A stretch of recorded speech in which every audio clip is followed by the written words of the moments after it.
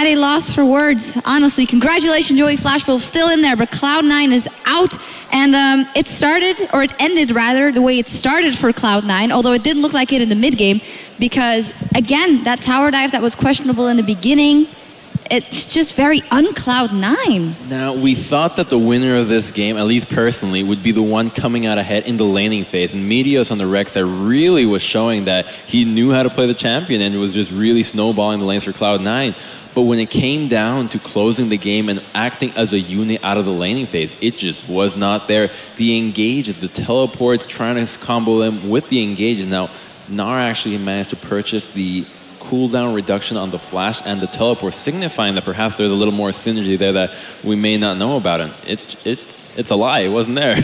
Well, I mean, just coming into this game too, I think Meteos, we had a lot of discussions about this on the desk in terms of his itemization, because when you go up 7-0 in kills on a jungler, certainly it's an unorthodox situation, but at that point, do you just build a Hydra right there and try and like duel the Zed, try and get that split push going with Rek'Sai? You're on this very mobile champion on the map. You can put down a lot of pressure by yourself and nullify that Zed to a certain degree and therefore kind of win more lanes. Because if we think about it right there, Cloud9, he'd gotten his lanes ahead, but he was the really big one right there. Can't he just keep like pushing to that advantage? And we flirted with the idea of perhaps going and investing, even though you have to pay a little bit more to switch it. The kills were coming in before the completed jungle item. Maybe go for a skirmisher's blade, a skirmisher's saber in the jungle. Now all of a sudden, Zed has no chance of dueling you with a Hydra on top of that, and now you actually have a way of winning the game without having to practice on that synergy that was, you know, is depressing. Yeah, you actually, oh yeah, go ahead. Team fighting and strategical play was something that Cloud9 were always really good at, right? And when this game got to, okay, now we have to group up and start to figure out how we're going to end this game, the strategical side of it, they just look lost. They look absolutely lost. Well, and also I think you have to really credit Sword Art, because he had some very clutch monsoons. Both him and Maple really turned a lot of those team fights around. Maple found people on the periphery that he could assassinate or zone out, and Sword Art was so good at holding those monsoons until the last possible second to open up space for NL to auto-attack. I also feel like that game really showcased why Maokai has been a really strong pick for teams that or top lanes that are kind of struggling a little bit. You know, you have a really good itemization to just become a really strong tank line. You have the AoE damage reduction, and you have a point-and-click lockdown that you can just use for anybody that fails to engage properly. And then we have this replay which showcases exactly that. Now you have at the top side, Balls teleporting into the blue pit, trying to go for a really odd flank. And you have the Flash Wolves kiting back. They have this speed trend that's really important, so Cloud9 can't really go and push out of this area now, because that would give the Flash Wolves the advantage. He uses the hop over this, and at this point, when Meteos commits to using his E, he's all of a sudden completely vulnerable. A Maokai W gets him out of the fight right from the get-go, because he has no way of hitting the back line. And I think the hero for this fight happened to be Maple, because now he's the one that's hitting the back line. He ultis the Corki, gets him out of the fight, forces him to Valk out, and now you have Maple, Caitlyn surviving with the incredible monsoon and just dishing out free autos everywhere. And you have to point out right there too that the Lissandra ultimate came in after Cataclysm was already laid down. Jarvan was really a very poor target to use that Lissandra ultimate on right there. We've talked about Cloud9 having these issues playing Lissandra.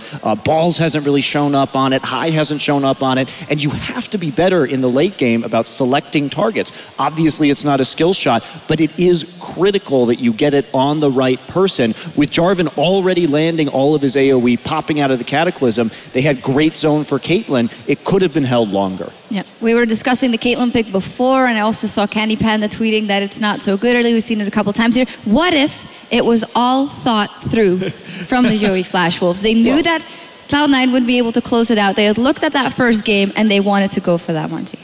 Bravo to them.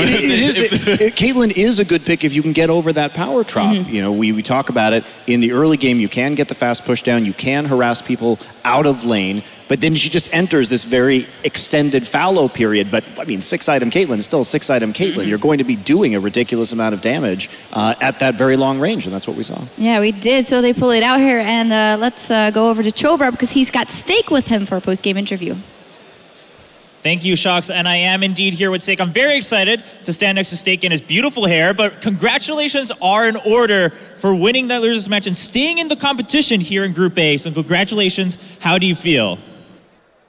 恭喜你，我们想知道你现在感觉怎么样？感觉没有很开心，因为我们今天是打得没有很好，对，但是我们明天表现还好，第二场后面的表现有比较稳一点。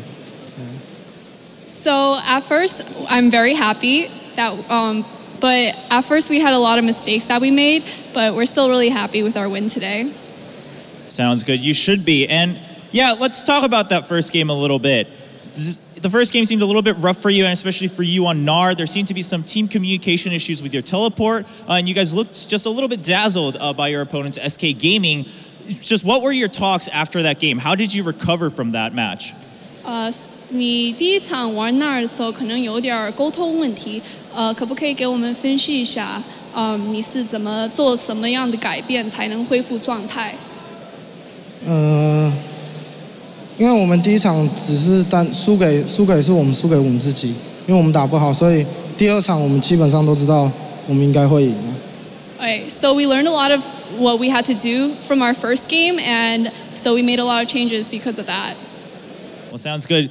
Of course, as the result shows, you did indeed. But even in the second game against Cloud9, Meteos was everywhere in that early game, ganking all around the map, of course, taking a lot of kills, and it looked like he was going to help C9 take the win. Did you ever feel like it was slipping away too far, or did you have faith in your late game composition, even if it was all AD? 你跟第二场打 Cloud9 的时候，看起来 Meteos 在全地图上都在，可不可以给我们分析一下，就是你们是不是有信心，到后期你们可以赢的？因为我们拿到很多后期角，所以，然后又是我们很熟悉的角色，所以我们知道我们只要撑到后面，我们一定会赢。对不起，可不可以再说一遍？因为我们拿到很多后期角，然后这些角色又刚好是我们熟悉的角色。Okay, so we relied on our team composition because we knew that we would outscale them in the end. All right, so having that faith in the picks and bans. Now, the talk for the Flash Wolves all weekend is confidence, proving yourselves, and showing the world what you have. You've gone 1-1 so far. Where is that confidence? Do you still feel pretty good, or do you feel that you actually need to try harder to prove something? 想知道如果你现在有信心吗？或者你要再证明一下自己？我们应该可以赢 SK 啊，我觉得。He feels like we should be able to beat SK. Okay, well, yeah, that was my last question. So the rematch, you're confident that you'll be able to take it this time and move on to the playoffs in the Intel Extreme Masters World Championship? 你估计你这一场会赢吗？会不会到半决赛？我觉得机会蛮大的，我们应该有机会赢 SK。对，我们应该是可以跟 SK 打。I have a lot of faith that we'll beat SK, so yes. All right, we'll see if those words stay true tomorrow in the deciders match for Group A. But that's it. Once again, congratulations to the Flash Wolves for winning that losers match and going to the last match of Group A. Back to the expert desk. Thank you very much, Chobra, Steak, and Rachel for that interview. As he said, tomorrow up against SK Gaming, and let's take a look at the bracket one final time for Group A, as we now have all matches completed in that one for now, at least, as we'll see tomorrow. GE Tigers, of course, already qualified for the semifinal, and then we'll have SK Gaming up against the Yoi Flash Wolves for that second spot in the semifinal from Group A. Before we talk about SK Game versus Yoi Flash Wolves, Crumbs, you should stand by your convictions. When I said that you said that you don't think Cloud9 could beat them, you said no, but it turned out to be right. It felt like they had a holy barrier that just could not allow Cloud9 to close the game out, and it was made of steak. Perfectly cooked. Perfectly tenderized by that top lane initial harass. Yeah. It's like, I'll get you now. But SK Gaming versus the Yoi Flash Wolves. Tomorrow, have we seen enough from the Yoi Flash Wolves? Some good engages there in the late game, playing their comp correctly in the end. I mean, we have to give praise where praise is due. But versus SK Gaming, I don't see the same scenario. Well, there is a little bit more of a rubric of how to play against SK right now, considering, I think, the successful banning phase that the GE Tigers deployed against them. So there will be a little bit of variation in terms of their pick and ban. Now, can they actually close this out? The thing about SK is that they are a much more punishing team when it comes to snowballing the game and just playing very disrespectfully, very aggressively, and continuing to just press their advantage. So I don't think we're going to see as much diddling around in the mid-game as we saw from Cloud9.